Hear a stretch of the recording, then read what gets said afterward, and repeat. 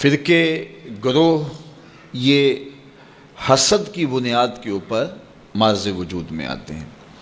تو جماعت کے ساتھ جڑے رہنے والے پاک اور صاف دل لوگ ہوتے ہیں، اور وہ کسی سفلی یا سطحی مفاد کی وجہ سے یا کسی کے حسد کی وجہ سے الگ رستہ اختیار نہیں کرتے، وہ جماعت کے ساتھ جڑے رہتے ہیں۔ اللہ کے محبوب علیہ السلام نے ارشاد فرمایا کہ جو سواد اعظم ہیں ان کے ساتھ وابستہ رہو، جو ان سے بچھڑ گیا وہ جہنم میں چلا گیا۔ بلکہ فرمایا شیطان جو ہے وہ بھیڑیے کی طرح ہے، جو بکری الگ ہوتی ہے اجڑ سے تو بھیڑیا اس کو اچک لیتا ہے، اگر کوئی الگ ہوگا تفریق کا راستہ ڈھونڈنے نکلے گا، پھر شیطان اس کو راستے دے دے گا، پھر نتیجہ یہ ہوگا وہ الگ گروہ اور الگ فرقہ الگ جماعت بنا کے بیٹھ جائے گا، اور جو حقیقی جماعت ہے سواد اعظم ہے اس سے وہ بکھر جائے گا، اور تفریق، تشدد، اختلاف اور باہمی جو ہے وہ لڑائی اور جنگ و جدل کا ماحول پیدا کر بیٹھے گا۔ اس لیے ہمیں اپنی زندگی میں ہمیشہ مزاج میں صلح جوئی رکھنی چاہیے، بات بات پہ بگڑنا، ہر بات پہ اختلاف کرنا اور الجھاؤ پیدا کرنا، بعض لوگ اس کو تحقیق کا نام دے کے ہر وقت ہی جو ہے وہ عجیب کیفیت میں رہتے ہیں۔ بعض کا جماعت کے مفاد کے لیے کوئی چیز چھوڑنی بھی پڑتی ہے جس کو درست سمجھا جاتا ہے، اور اس کی سب سے بڑی مثال اللہ کے محبوب صلی اللہ علیہ وسلم کا اپنا عمل ہے۔ آقا کریم نے فرمایا عائشہ میرا جی چاہتا ہے کہ کعبۃ اللہ کی تعمیر طرز ابراہیمی پہ کروں، لیکن میں یہ سوچتا ہوں کہ تیری قوم کی عصبیت نہ جاگ پڑے، یعنی قریش کے دل میں یہ بات نہ آئے کہ یہ ہماری خاندانی جو تعمیر ہے اس کو توڑ کے ایک نئی تعمیر انہوں نے سامنے لائی ہے۔ اگرچہ بات کسی ایک آدھ شخص کے دل میں آتی اور وہ اس کو دور کرنے کی کوشش کرتا، لیکن اس کے باوجود حضور علیہ السلام اس سے بھی بچے کہ کہیں اس میں جو ہے وہ لوگوں کے ذہن میں جو ہے وہ ایسی بات نہ آنے پائے۔ اب یہ کتنی بڑی بات ہے، اگر ہم لوگ اس بات کو سمجھ لیں تو یہ بات بات پہ بگڑنا، جھگڑنا، جنگ و جدل، لڑائی اور باہمی تشدد، افتراق اور کیا کچھ ہے، اور جو اس وقت ہم کر رہے ہیں پوری دنیا کے اوپر، مسلمان آج دیکھیے شام کے اندر جو کچھ ہو رہا ہے، اور ہم آپس میں جو ہے وہ باہم دست و گریبان ہیں۔ ہم چھوٹے ہوتے تھے تو وہ ایک کہانی پڑھتے تھے کہ ایک تھا تیتر ایک بٹیر، لڑنے میں تھے دونوں شیر،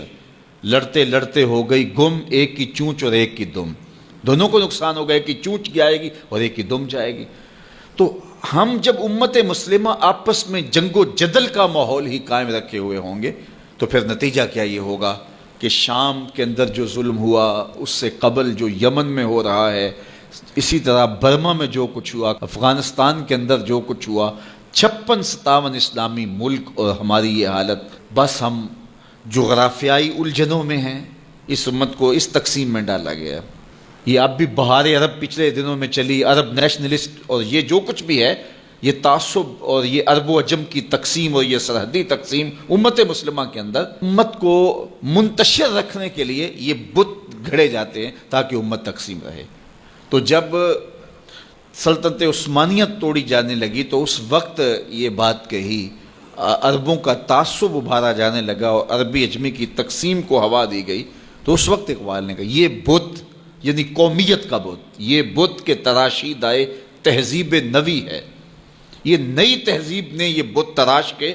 ہمیں پوجا کے لیے دیا ہے کہ اس بت کو پوجو۔ قومیت کا بت جب رکھا گیا اور جو ہے وہ عربوں کو ترکوں سے بغاوت کا کہا گیا کہ وہ عجم ہو کے تمہارے اوپر حاکم ہیں، اور یہ بت تراشا گیا اور عربی عصبیت کو ابھارنے کے لیے اور جو ہے وہ جغرافیائی تعصب ابھارنے کے لیے اور نسلی تفاخر ابھارنے کے لیے یہ عجمیت کا اور یہ عربیت کی تقسیم کا بت، یہ قومیت کا بت جب تراشا گیا تو اقبال کتنا زیرک شخص تھا، اس وقت کہا تھا کہ یہ بت کے تراشیدہ تہذیب نوی ہے، یہ نئی تہذیب کا تراشا ہوا بت ہے، اگر اس کی پوجا پاٹ شروع ہوگی تو ہوگا کیا؟ سنیے ذرا، یہ بت کے تراشیدہ تہذیب نوی ہے، غارت گرے کاشانہ دین نبوی ہے۔ اس بت کی پوجا کا مطلب یہ ہے کہ تم دین کے کاشانے کو غارت کر رہے ہو، دین کی عمارت اپنے ہاتھوں سے ڈھا رہے ہو۔ تو پھر ہمارے لیے میسج کیا ہے؟ تو اقبال نے میسج دیا، بازو تیرا توحید کی قوت سے قوی ہے، اسلام تیرا دیس ہے، تو مصطفی بھی ہے، کہ تیرا بازو طاقت ہوگا جب تو وحدت کا سبق پڑھے گا اور توحید کے سائے میں پوری امت اکٹھی ہوگی. جغرافیائی تقسیموں سے نکل کے، عرب عجم کی تقسیموں سے نکل کے توحید کے سائے تلے جب یہ فرزندان اسلام اس شناخت کے ساتھ کھڑے ہوں گے تو پھر بازو مضبوط ہوگا. اور تیرا دیس یمن، شام اور یہ نہیں ہے، تیرا دیس کیا ہے؟ اسلام تیرا دیس ہے، تو مصطفی.